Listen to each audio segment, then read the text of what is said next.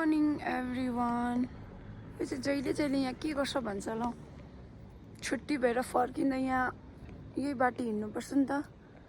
अन्त यहाँ देखेपछि फेरि शान्ति फिल हुन्छ, बस्नु मन परिहाल्छ। त्यही भएर अगर रुममा गएर पनि त फेरि गुम्सेर नै बस्नुपर्ने हो। एकछिन भएर फ्रेस भएर बस्छु।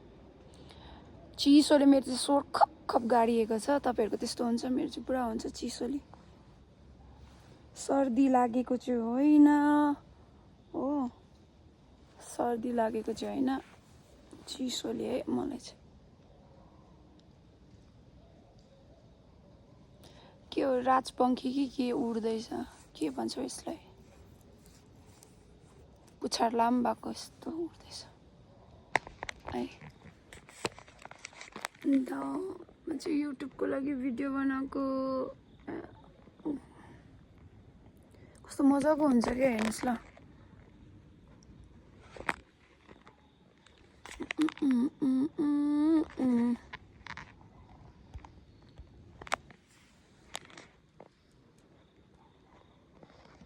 त्यस्तो माथि त्यसलाई उयो पनि लगाइदिएर दामी भएको छ है।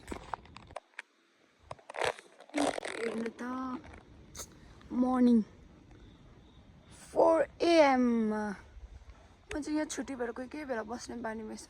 घरि तल्लो रोडबाट आउँछु, घरि यही माथिबाट आउँछु, टाइम पास। रुममा गएर निस्किने होइन, ड्युटी आउने टाइममा मात्रै हो। शान्ति लाग्छ हौ। यसरी एक्लै एक्लै बस्नु पायो भने म त ढुक्क लाग्छ। अब चाहिँ मर्निङ वर्क गर्ने मान्छेहरू पनि हिँड्नु थालेछ। म त यो स्वर गाडिएर नि बोल्नु साह्रो लाग्छ हौ। खेप खेप चिसोले गाडिएर क्या, त्यो मार्गी रुगा मार्गी लागेको पनि होइन।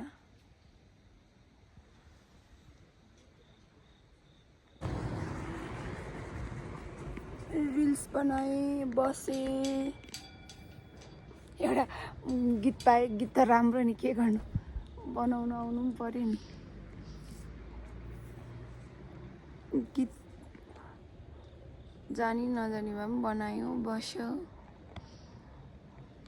Time pass. ड्युटीमा पनि गुम्सेको, अब रुममा गएर पनि गुम्सियो हो। एकछिन अन्त फ्रेस भयो। 4 बज्यो होला टक्कै। अब त